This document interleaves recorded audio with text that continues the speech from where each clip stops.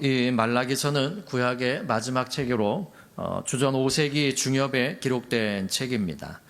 이 책에는 말라기 선지자가 당시 이스라엘의 잘못된 그 예배 생활, 그러니까 예배가 잘못되어졌다는 얘기는 삶 전체가 잘못되었다는 얘기와 동일합니다.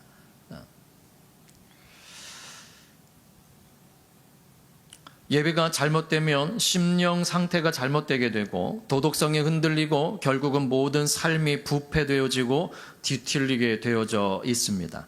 당시 이스라엘의 상태가 바로 그랬습니다. 오늘 10절까지만 읽었지만 14절까지 계속해서 만군의 여호와가 이르노라 라고 하시면서 그들의 잘못된 예배 행위, 또 예배 삶, 또 예배를 대하는 그들의 태도와 마음 상태, 이 모든 것들에 대해서 하나님께서 책망하고 계십니다. 그들은 제사장부터 일반 백성에게 이르기까지 모두 다 예배에 실패하고 그로 인해서 도덕적인 부패와 사회적 혼란을 겪고 있었습니다. 먼저 우리 6절 말씀을 다시 한번 합독해 보실까요? 시작. 내 이름을 멸시하는 제사장들아, 나 만군의 여호와가 너희에게 이르기를 아들은 그 아비를 종은 그 주인을 공경하나니 내가 아비일진데 나를 공경함이 어디 있느냐, 내가 주인일진데 나를 두려워함이 어디 있느냐 하나 너희는 이르기를 우리가 어떻게 주의 이름을 멸시하였나이까 하는도다. 아멘. 이 6절 말씀에서는 제사장들을 향하여서 예수님께서 이 말라기 선지자를 통해서 책망하고 계십니다. 바른 신앙을 가르치고 본을 보여야 할 이 제사장들이 이 그들에게서조차도 바른 신앙을 찾아볼 수가 없게 되었다는 겁니다. 그러면 제사장들이 그러하다는 것은 일반 백성들은 보나 마나라는 겁니다. 하나님은 질서의 하나님이십니다. 사무엘이 태어났을 때에 엘리 제사장이 나이가 90세가 넘었을 때이거든요. 그러니까 나이가 많이 들어가지고 눈이 어두웠다라고 성경은 해주고 있지 않지만 이상이 흔히 보이지 않냐고, 하나님의 말씀이 희귀했다라고 성경은 이야기합니다. 그러니까 그의 이 눈이 어두워졌다는 것이 육신의 눈뿐만이 아니라 영적으로도 어두워진 상태라는 겁니다. 그러면 제사장이 그러하다는 얘기는 백성들 또한 그러하다는 거예요. 하나님의 말씀을 받아서 하나님의 마음을 가지고 선포해야 할 제사장의 눈이 어두워지고 마음이 어두워졌으니 그 말을 통하여서 하나님을 우러러보고 공경해야 할 마음을 가져야 할 백성들도 마찬가지라는 것이죠. 그런데 여러분, 이 말라기서가 구약의 마지막 책이고 하나님이 이렇게 이스라엘 백성들에게 경고하신 이후에 400여 년 동안 침묵하십니다. 아무 말씀을 하지를 않으세요.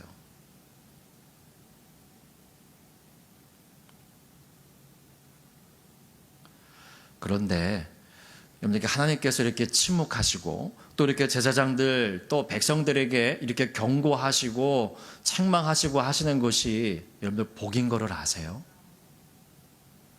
그래서 제가 오늘 설교의 제목을 절망 속에서 배우는 감사라고 제가 정했습니다.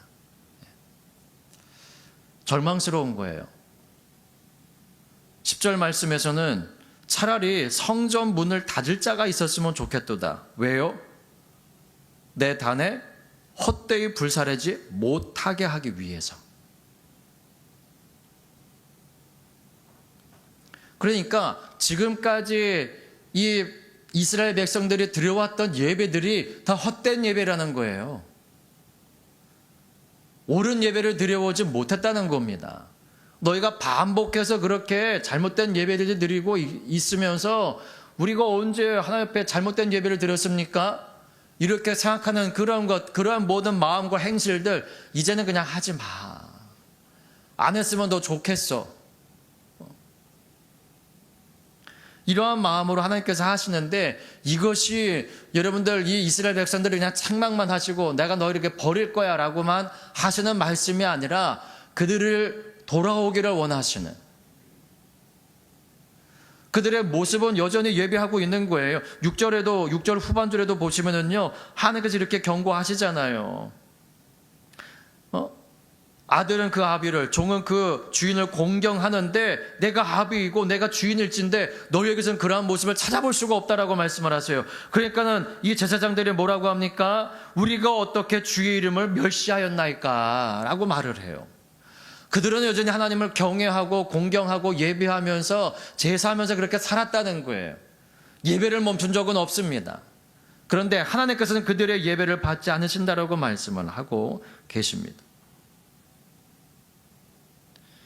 이사야 29장 13절에 보면 주께서 가라사대 이 백성이 입으로는 나를 가까이하며 입술로는 나를 존경하나 그 마음은 내게서 멀리 떠났나니 그들이 나를 경외함은 사람의 계명으로 가르침을 받았을 뿐이라 라고 말합니다.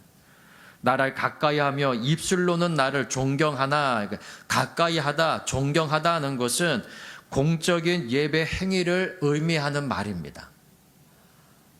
그러니까 예배드리기 위해서 가까이 나와왔다는 거예요. 그리고 하나님을 존경하는 마음으로 나와왔다는 겁니다. 그런데 그것조차도 정말 참으로 하나님을 경외하고 하나님을 사랑하는 마음으로 온 것이 아니라, 성도라고 한다면 예배 반드시 드려야 됩니다. 예배 빠지면 안 돼요. 이렇게 가르침을 받았기 때문에 그냥 예배를 참여하기 위해서 오는 행위로 그쳤다는 겁니다. 오늘날도 여러분 이런 모습 우리 가운데 있지 않나요? 적어도 저는 부교육자이기 때문에 이런 말씀을 잘 안 드리기는 하지만 이게 본래 맞는 말이잖아요. 그래도 교회 중직이라고 한다면 예배 공적인 모임이라든지 공적 행사라든지 더더군다나 예배에 참여하는 것은 기본적입니다. 예.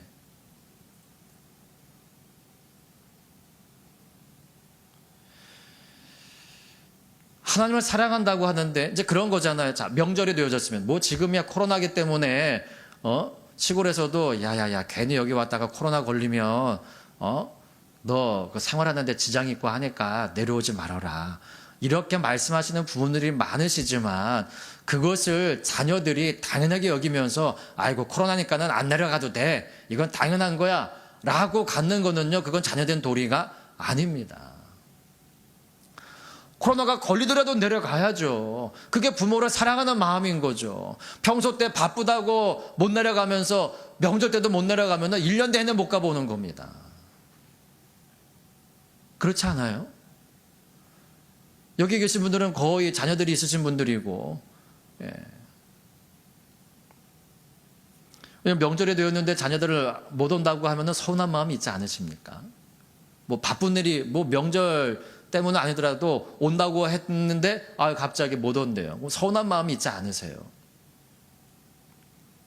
사랑한다고 한다면 찾아뵈야죠. 우리가 하나님을 사랑한다고 한다면 하나님께 영광 올려드리는 예배 가운데 와야죠. 피곤하고 힘들어도 와야죠. 그게 자녀된 도리이죠. 콧배기도 안 보이면서 제가 좀 하필 콧배기도 안 보이면서 사랑해요. 물론 거짓은 아니죠. 그러나 그러한 것들이 반복되어지다 보면 마음이 멀어집니다. 마음이 멀어져요.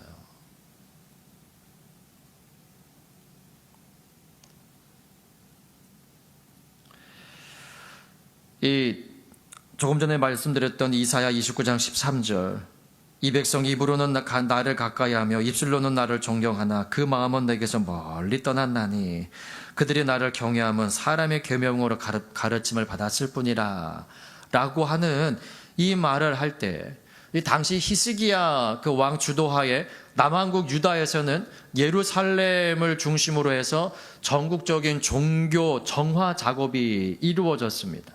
이교도의 관행들과 우상들은 여지없이 척결되었고 모세 때 고유한 예배 의식이 부활되었습니다. 열왕기하 18장 3절 이후에 히스기야가 그 조상 다윗의 모든 행위와 같이 여호와 보시기에 정직히 행하여 여러 산당을 제하며 주상들을 깨뜨리며 아세라 목상을 찍으며 모세가 만들었던 놋뱀을 이스라엘 자손이 이때까지 향하여 분향함으로 그것을 부수고 느후수단이라 일컬었더라. 히스기야가 이스라엘 하나님 여호와를 의지하였는데 그의 전후 유다 여러 왕 중에 그러한 자가 없었으니 곧 저가 여호와께 연합하여 떠나지 아니하고 여호와께서 모세에게 명하신 계명을 지켰더라. 그러니까 진정한 예배의 회복이 이 히스기야 왕 때, 히스기야 전후로도 후로도 이러한 왕이 나타나지를 않았다라고 성경이 이야기를 해주고 있습니다. 그런데 히스기야가 한 이것은요, 그냥 왕이 백성들에게 명령한 거예요. 이렇게 행하자라고 하고, 자기가 주도적으로 이 일을 한 겁니다. 그런데 이것이 백성들의 내면까지 바꾸는 데는 이르지를 못했습니다. 이게 무슨 말이냐면, 예를 들면은요, 아까도 말씀드린 겁니다. 예배 자리에 나와 있기는 해요. 근데 마음은 주님께로 향하지를 못합니다. 그러니까 참 마음과 경외심을 갖추지는 못한 겁니다. 그러니까 그것까지 왕이 할 수 있는 것은 아니잖아요. 예를 들면 20일 특별 새벽 기도회입니다. 함께 나와서 예배하시죠. 라고 하는 건 선포할 수 있습니다. 그러나 예배에 참여하면 마음까지 이게 리더하는 사람이 어떻게 바꿀 수는 없는 거잖아요. 그렇죠? 예. 다시 말하면 종교의 어떤 그 회복을 선포했을 때에 그 회복이 모두의 회복이 되어지기 위해서는 모두의 마음이 그렇게 돌아와야 되는 겁니다. 심령의 회복이 있지 않냐면 삶의 회복이 일어나지를 않습니다. 아무리 여기에서 무엇인가를 강조하고 선포하고 이게 하나님의 뜻입니다라고 말씀을 드려도 마음이 움직이지 않으면은요, 그 말씀은 나와 전혀 상관없는 말씀이 되고 맙니다. 하나님께서는 이 같은 입술의 종교를 혐오하십니다. 그래서 예수님께서도 마태복음 그 15장 말씀에 너희가 입술로는 나를 존경하지만 마음은 내게서 멀더라라고 말씀을 하세요. 놀라운 창조 역사가 있은 후에 창세기 3장에는 인간의 범죄로 말미암아 하나님이 그 사람을 지으시고 두셨던 에덴 동산에서 그들을 쫓아내십니다. 그리고 두루 도는 화영검으로 그 생명나무로 가는 길을 막으세요.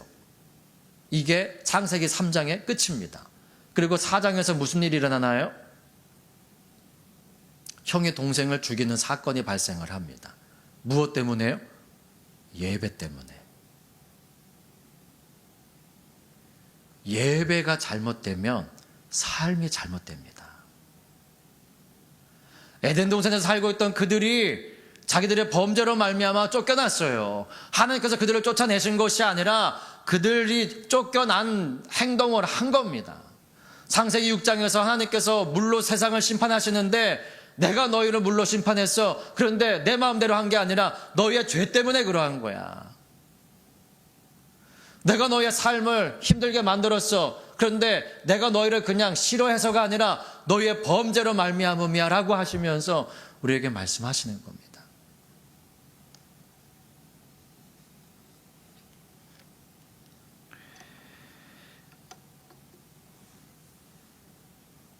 이 가인이 하나님께 제사를 드렸는데 하나님께서 이 가인의 제사를 받지 않으시죠. 그때 이 가인의 표정이 좀 변했던 것 같습니다. 창세기 4장 6절에 하나님께서 가인에게 이렇게 말씀을 하세요. 내가 분하여 함은 어찌미며 안색이 변함은 어찌미뇨. 막 씩씩거리고 있었겠죠. 저거 하나님이 내 제사는 안 받으시고 저 동생 뭐 이랬겠죠. 그때 하나님께서 이렇게 말씀을 하세요. 내가 선을 행하면 어찌 낯을 들지 못하겠느냐. 다시 말하면 내가 마음에 선한 마음을 갖고 선한 행동을 했으면은 왜 내가 네 제사를 받지 아니하겠느냐라고 말씀하시는 겁니다. 자, 예배의 실패가 동생을 죽이는 죄로 이어지게 됐는데요. 예배의 실패는 왜 생긴 겁니까? 삶의 실패로 생긴 거예요.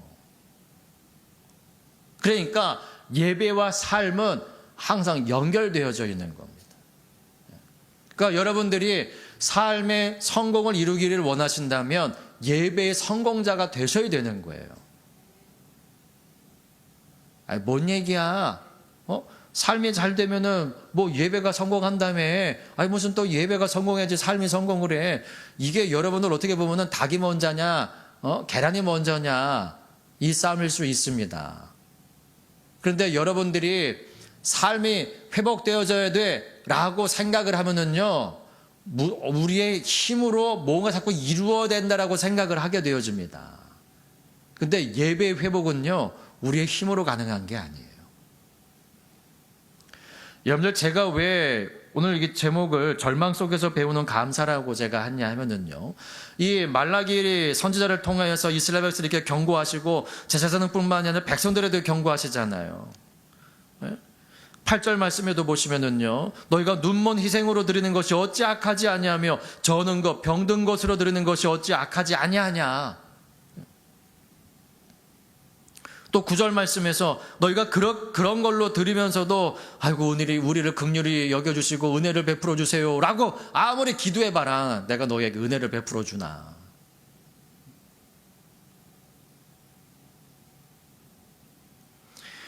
이렇게 하나님께서 책망하고 경고하시는 것이 이게 진정한 예배의 회복으로 나아가는 길입니다.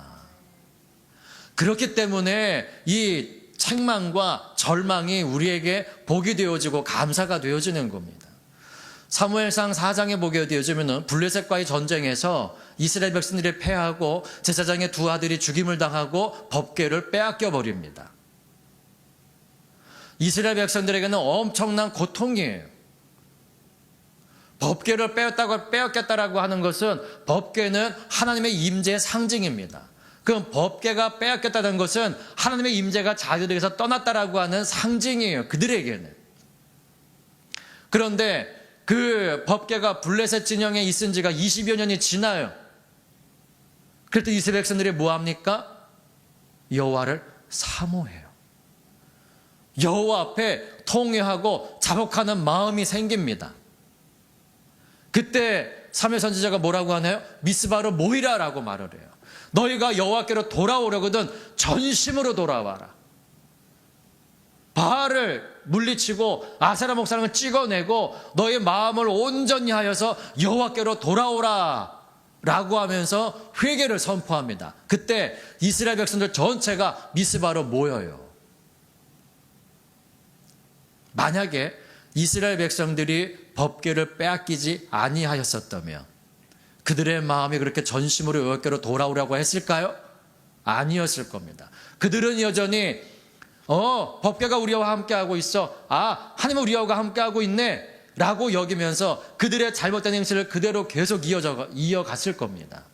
그런데 법궤를 빼앗김으로 말미암아 자기들의 삶을 되돌아보게 되어지고 무엇이 잘못되었는지 무엇이 문제인지를 돌아보면서 하나님을 사모하는, 그 사모한다라는 게 보고 싶어 그게 아니라 회개하는 거예요.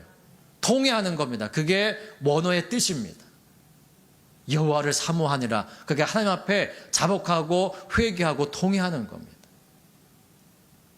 법궤를 빼앗기지 아니하였었다면, 하나님께서 400여 년 동안 침묵하지 아니하셨다면 세례 요한이 나와가지고 회개하라 천국에 가까웠느니라고 하면서 회개의 세례를 주었을 때에 그들이 나오지 않았을 겁니다.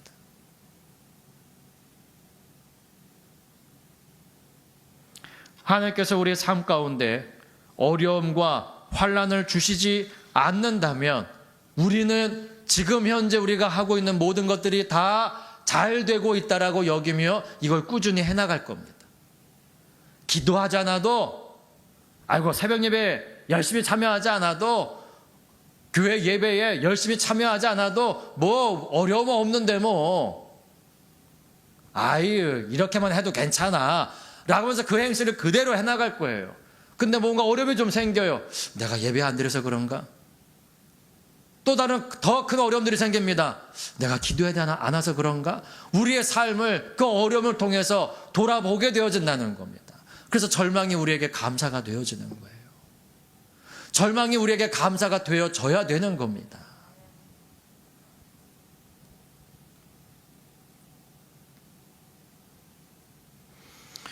이 제사장들, 예수님의 비유에서도 이 종교성에 대해서 말씀을 하시잖아요. 누가복음 10장에 그 선한 바리새인, 선한 바리새인? 선한 사마리아.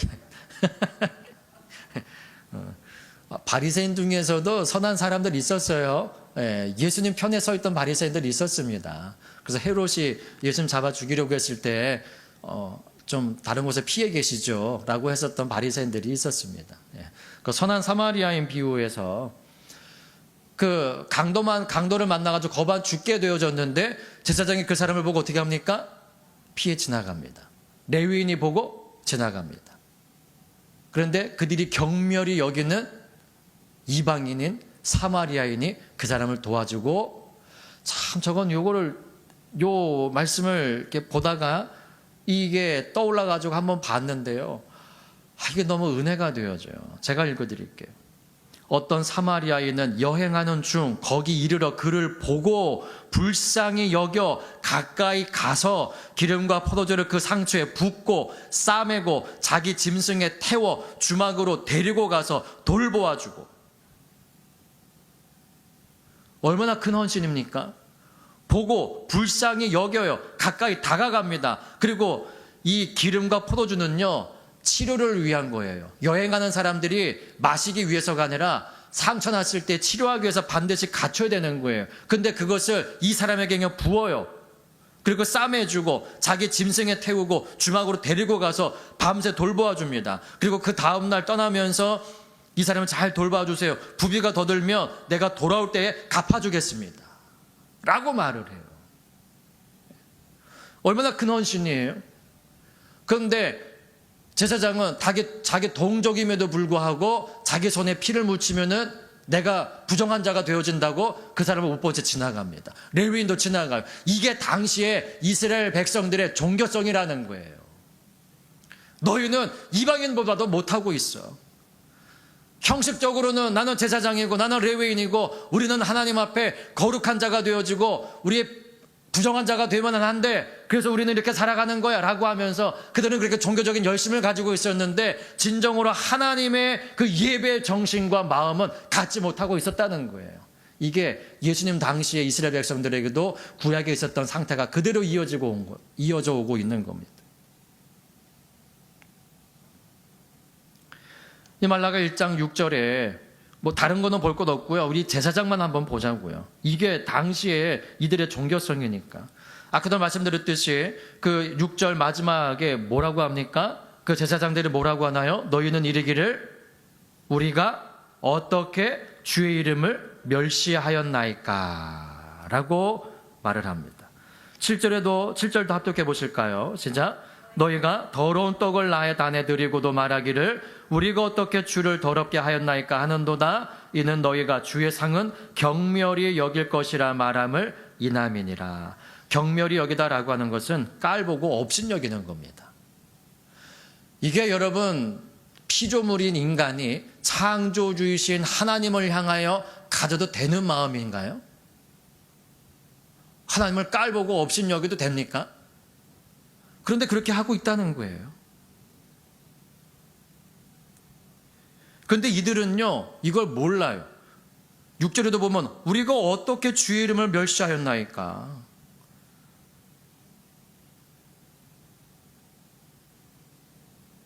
그들은 모르고 있습니다. 자기들이 뭐를 지금 잘못하고 있는지를 몰라요. 근데 제가 이 말씀을 보면서 떠오른 구절이 있는데요. 마태복음 25장의 양과 염소 비유입니다. 그 염소 편에 있는 사람들에게 주님께서 이렇게 말씀을 하시죠. 이 저주를 받을 자들아 나를 떠나 마귀와 그 사자들을 위하여 예비된 영영한 불에 들어가라.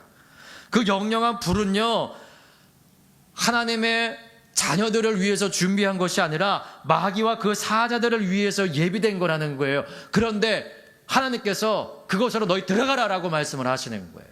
오죽하면. 왜요? 이렇게 말합니다. 내가 줄일 때 너희가 먹을 것을 주지 아니하였고 목마를 때 마시게 하지 아니하였고 나그네 되었을 때 영접지 아니하였고 벗었을 때 옷 입히지 아니하였고 병들었을 때와 옥에 갇혔을 때 돌아보지 아니하였느니라. 근데 그들이 뭐라고 합니까? 우리가 어느 때에 주의 줄이신 것이나 목마르신 것이나 나그네 되신 것이나 벗으신 것이나 병드신 것이나 옥에 갇히신 것을 보고 공양치 아니하더이까. 우리가 언제 안 했어요? 우리가 어떻게 주의 이름을 멸시했습니까? 우리 그런 적 없어요. 우리 예배했는데요. 우리 예배했어요. 라고 말하고 있는 겁니다.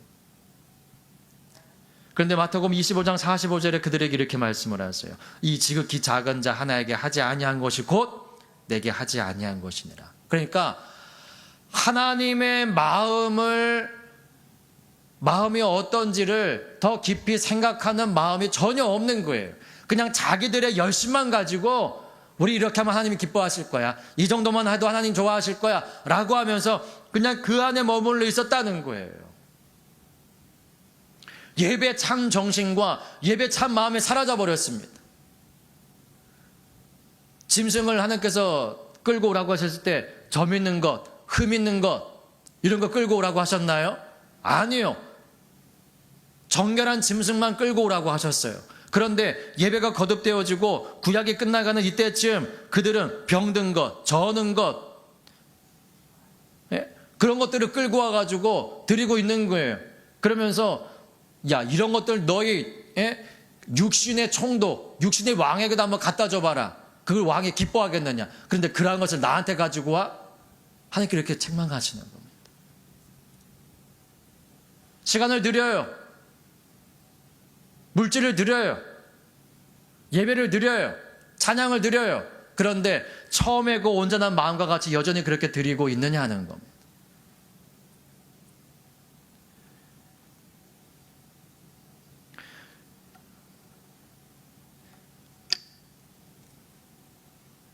아까 찬양하는데 왜 이렇게 힘이 든가요? 우리 집사님이 아마 키를 몇 키 낮추신 거예요? 한 키? 예, 한음에 내려간 건데, 그러니까는 미가 많았으니까 이제 레인데요. 이게 새벽 시간이라서 오늘은 더 힘들게 느껴지나요? 지금 목이 이렇게 고음이 잘 안 올라가잖아요. 그게 같은 음도 어떤 음은 어떤 때는 올라가고 어떤 때는 안 올라가고 그러거든요. 목이 희한해요. 예, 이게 목이 다치기 전에는 찬양하는데 지장은 없었습니다. 남자가 고음이 올라가는 게 보통 한 옥타브 위에 라 정도까지 올라간다고 하거든요. 예.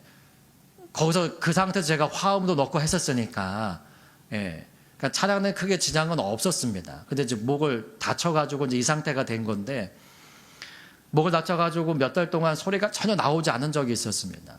지금도 이제 아내랑 대화를 하다가 조금 큰 소리가 나면은 조금 화를 낸다고 할 때가 있습니다. 그러니까 화를 내는 게 아니라 큰 소리로 내려고 하면 목에 힘이 많이 들어가요. 지금도. 그래서 화내는 것처럼 이렇게 들려집니다. 많이 적응을 했는데도 지금도 이제 그렇게 느낄 때가 있어요.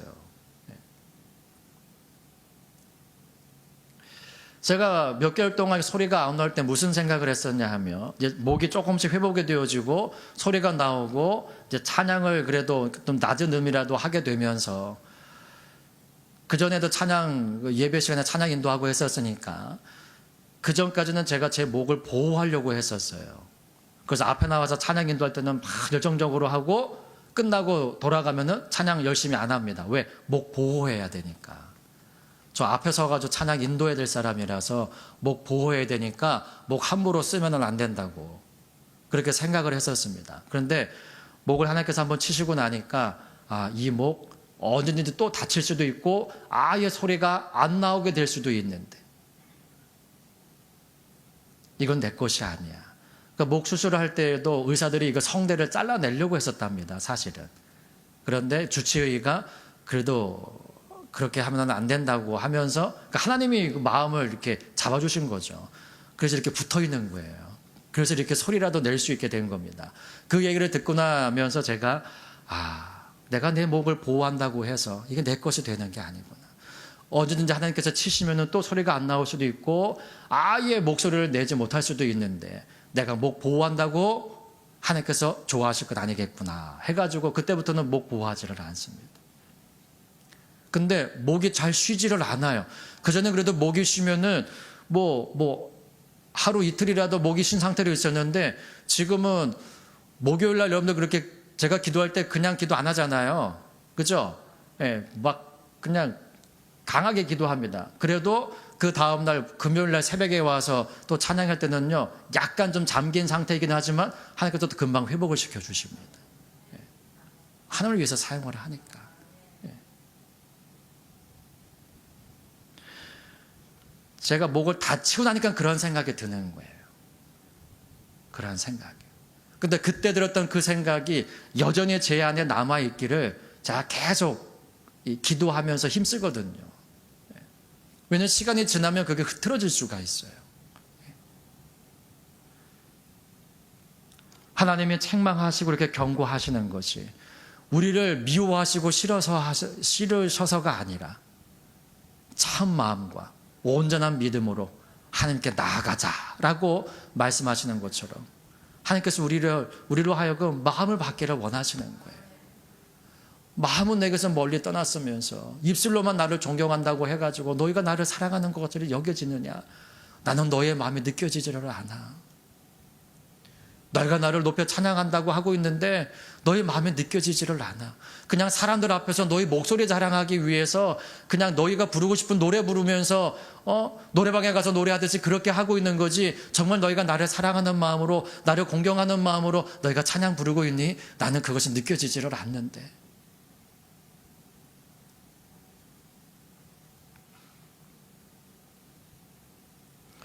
로마서 3장 20절에 율법의 행위로 그 앞에 의롭다 하심을 얻을 육체가 없나니 율법으로는 죄를 깨닫음이니라 라고 말합니다. 다시 말하면 율법에서 이거는 죄입니다, 이거는 하나님께서 기뻐하시지 않는 겁니다 라고 말하지 않으면 그게 죄인 줄을 알지 못한다는 거예요.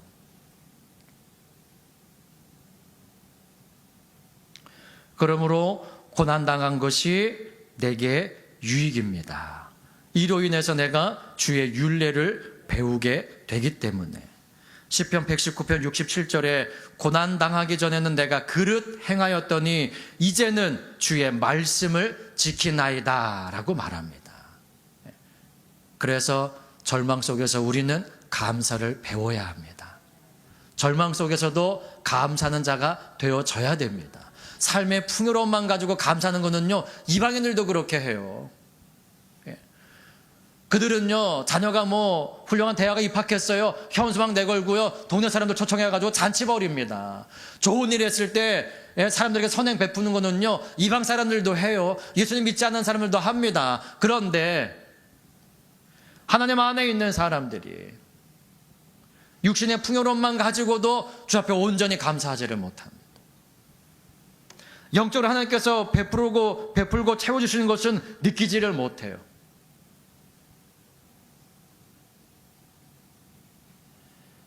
참으로 우리 안에 진정한 이 예배가 회복될 수 있기를 바랍니다. 참 마음과 온전한 믿음으로 히브리서 말씀하시는 것처럼 하나님 앞에 나아갈 수 있는 저와 여러분 모두 될 수 있기를 예수님의 이름으로 축복합니다.